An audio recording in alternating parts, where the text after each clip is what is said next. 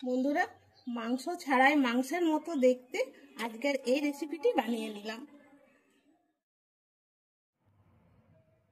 নমস্কার বন্ধুরা, সানুদির রান্নাঘর তরফ থেকে আপনাদের সবাইকে স্বাগত জানাচ্ছি। আজ আমি বানাচ্ছি এমন এক পদ যা খেতে একেবারে মাংসের মতো, অথচ এতে একটু মাংস নেই। সাধারণ ঘরোয়া কিছু উপকরণ দিয়ে আজকের এই রেসিপিটি আমি বানাবো। এই রেসিপিটি বানানোর জন্য এখানে আমি কাঁচা আলু নিয়েছি, পরিমাণ মতো নিয়েছি। বড় সাইজের দুটো, এরকম সাইজের বড় সাইজের দুটো আলুকে এরকম ছোট ছোট করে কেটে নিয়েছি। এবার এই কাঁচা আলুগুলোকে আমি মিক্সি জারে নিয়ে নিচ্ছি পিসার জন্য। একবারে দিচ্ছি না, অল্প একটু জল দিচ্ছি। জলটা খুবই কম করে দিতে হবে। আমি 1 চামচের মতো জল দিলাম, পিষে নিচ্ছি।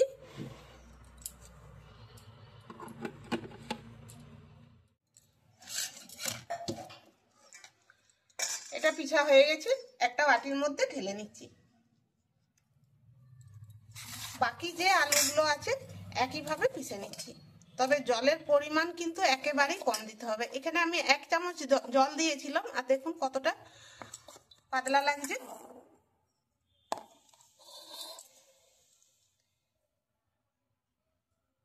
এক চামচের মতোই দিলাম। এবার এই আলুর পেস্টটার মধ্যে আমি দিয়ে দিচ্ছি হলুদের গুঁড়ো, জিরের গুঁড়ো, ধনের গুঁড়ো, ঝালের জন্য দিচ্ছি একটু ঝাল লাল লঙ্কার গুঁড়ো, আদা আর রসুন বাটা,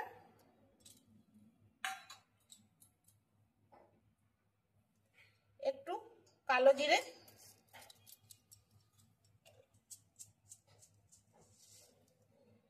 দিচ্ছি একটু গোটা জিরে,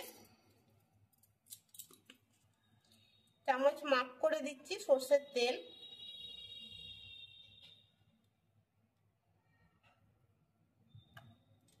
দু চামচ সর্ষের তেল দিলাম। এবার সব উপকরণগুলো ভালো করে মিশিয়ে নিচ্ছি।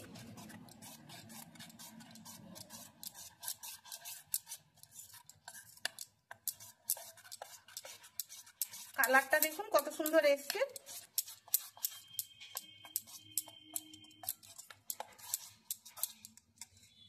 ভালো করে মিশানো হয়ে গেছে। এবার এর সঙ্গে মিশিয়ে দিচ্ছি বেসন। এখানে এরকম একটা ডাবু নিয়েছি,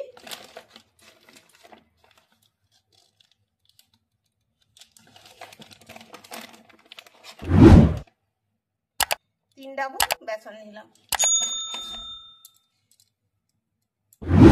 এবার মেখে নিচ্ছি।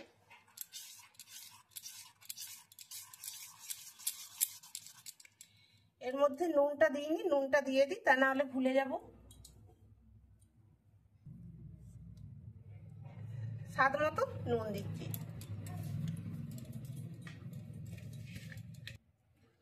অল্প একটু খাবার সোডা দিচ্ছি।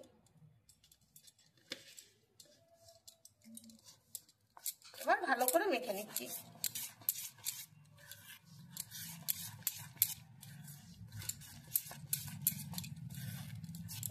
এটাতে আরেকটু বেসন লাগবে, কারণ একটা ডোয়ের মতো তৈরি করতে হবে বন্ধুরা। সেই জন্য আমি বলেছিলাম যে আলুটা বাটার সময়তে জলটা কম দিতে।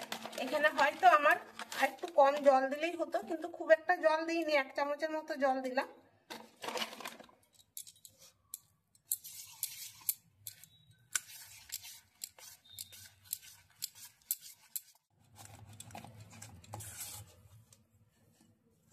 এই দেখুন বন্ধুরা, এরকম একটা ডোয়ের মতন করে আমি বানিয়ে নিচ্ছি। এরপরে হাত দিয়ে একটু মেখে নিচ্ছি।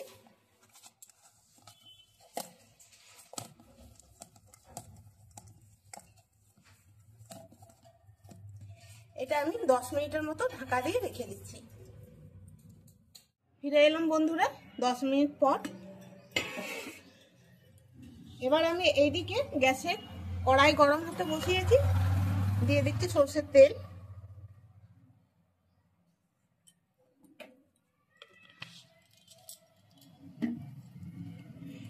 এবার আমি হাতে অল্প একটু সরষের তেল নিচ্ছি।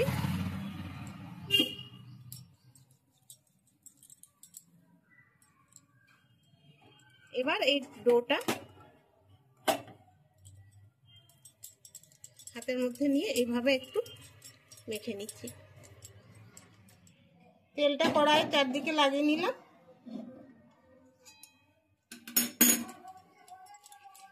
তেলটা গরম হয়ে গেছে। এবার এই ডোটার থেকে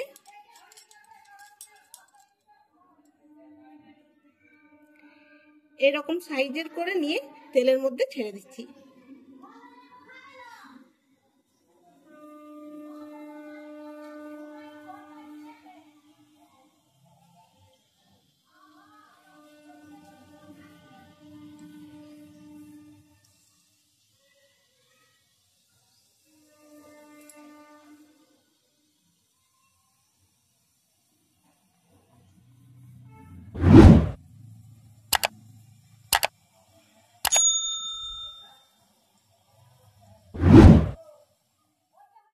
এবার আমি উল্টে নিচ্ছি, একদিকটা ভাজা হয়ে গেছে।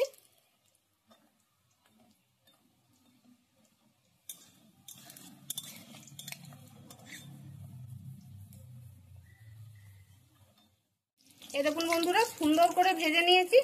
এবার আমি তুলে নিচ্ছি।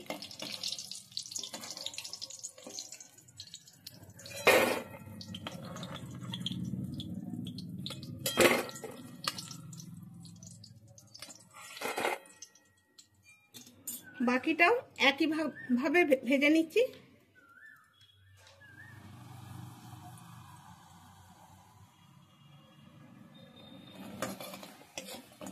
বন্ধুরা, সবগুলো ভাজা হয়ে গেল, এগুলো ভাজা হয়ে গেল, নামিয়ে নিচ্ছি।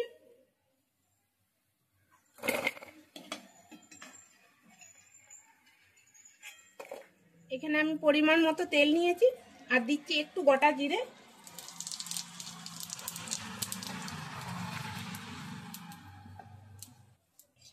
জিরেটা ভাজা হয়ে গেছে। এবার দিয়ে দিচ্ছি কুচানো পেঁয়াজ।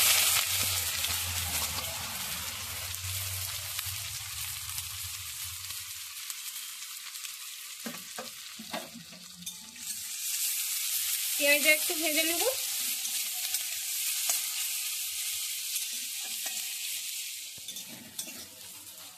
বন্ধুরা, পেঁয়াজটা হালকা করে ভেজে নিয়েছি। এবার দিয়ে দিচ্ছি আদা রসুন বাটা, টমেটো কুচানো, একটা টমেটো আমি নিয়েছি এখানে। এরপরে টমেটো, আদা রসুন আর পেঁয়াজ খুব ভালো করে আমি কষে নিচ্ছি।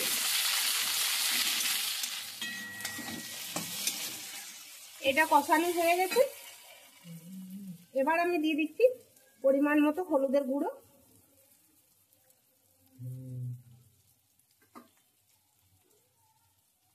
জিরের গুঁড়ো, ধনের গুঁড়ো, অল্প একটু ঝাল লাল লঙ্কার গুঁড়ো। তবে ঝালটা নিজের নিজের পছন্দ মতো করে দিবেন। আবারও আমি ভালো করে মিশিয়ে নিচ্ছি। মশলাটা ভালো করে কষিয়ে নিয়েছি। এবার দিয়ে দিচ্ছি একটু জল।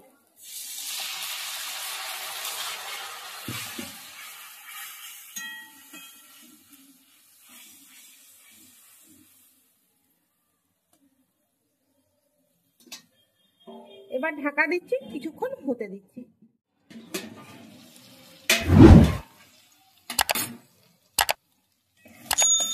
মশলাটা খুব ভালো করে কষিয়ে নিয়েছি, কালারটাও সুন্দর চলে এসেছে। এবার আমি দিয়ে দিচ্ছি পরিমাণ মতো জল।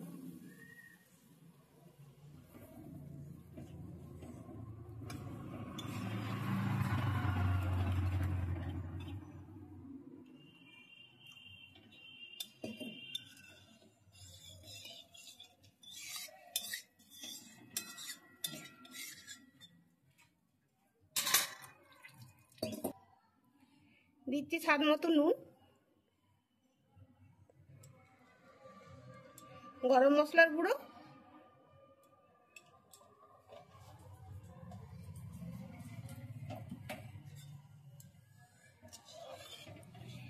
একটু ফুটে উঠুক, তারপর আবার দেখাচ্ছি।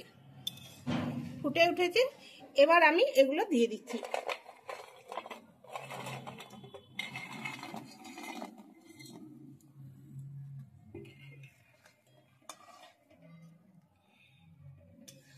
এগুলো দেওয়ার পর বেশ কিছুক্ষণ আমি ফুটতে দেব।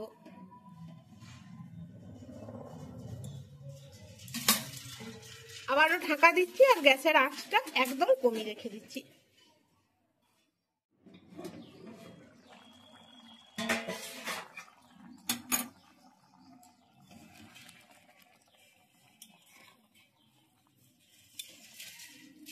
দেখুন বন্ধুরা, এটা হয়ে গেছে। এবার আমি গ্যাসটা অফ করে দিচ্ছি।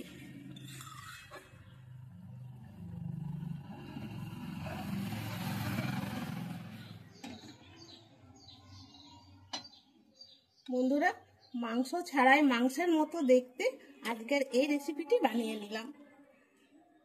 আশা করব আজকের এই রেসিপিটি আপনাদের ভালো লাগবে। ভালো লাগলে একটা লাইক করুন আর বন্ধুদের সঙ্গে শেয়ার করুন। আর সানুদির রান্নাঘরকে সাবস্ক্রাইব করে সানুদিকে সাপোর্ট করুন এইরকম নতুন নতুন রেসিপির ভিডিও পেতে। ভিডিওটি প্রথম থেকে শেষ পর্যন্ত দেখবেন। ভালো লাগলে একবার হলেও বাড়িতে আপনারাও বানিয়ে খেয়ে দেখুন, খেতে খুব সুন্দর লাগে।